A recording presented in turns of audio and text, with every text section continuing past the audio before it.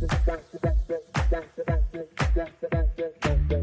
the observers that were in watching from the outside of the fishbowl, just share with us any coaching prompts that they saw or any of the sticking points that you felt like the teachers might have gone through.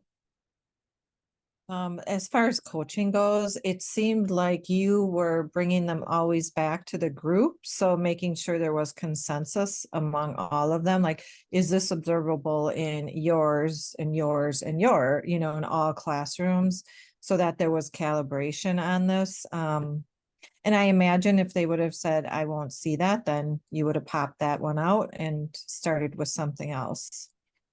Yep, that's right, Beth. Very good. Can I just ask a clarification question? When you're working with these teams, is the idea that they would be all grade levels because of the smallness of some of the districts? Like if you're working with a 6th grade team, you're going to have the ELA teacher, you're going to have a math teacher working together. Is that the idea of trying to make connections between subjects? Yeah, it's better to make connections between subjects rather than make connections between grades. So the subject piece will let you identify those 4 observable criteria. Now, a team can be one teacher. So if you don't have any other teachers for that teacher to be a team with, they can identify their own criteria. They can have their own data collector tool or their own instance of the My Impact app, their own team. And then their data gets consolidated can be consolidated with the other teams so that as a whole, we can look at the impact that we're having.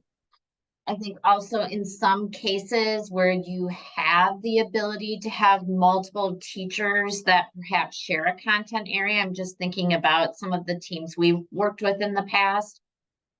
They did hone in on their subject area standards. So for example, the ELA team selected an ELA standard, a math team selected a math standard. So there is no one size fits all. It's really how to create the opportunity for that collaboration and collective efficacy to come out of the work. And the toolkit does have a helpful tool that walks you through those different scenarios. Right. And how to coach that particular scenario. So Mike, what were you going to ask? Yeah, just on the flip side of that, last year when I ran it in the high school, I had 8th grade all the way up through 11th grade teachers, and I had one in each of the 4 core areas.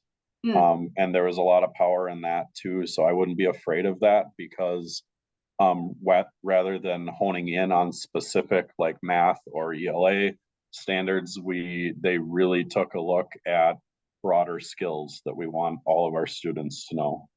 Mm-hmm. And so I would say being part of that, so I'm an English and special ed teacher by trade, so I have to admit that math and science conversation was stressing me out a little bit. Like making predictions and creating that model, creating a model in English or reading or whatever would be like a simple graphic organizer is another way of modeling that. So in this scenario, could even feel that reading language arts content knowledge sort of emerging into something that's observable. So I think just to dovetail on what Mike said, I certainly wouldn't shy away from it because it emerged naturally for me in that example. I do know some teams have also kind of collected their thinking around disciplinary literacy.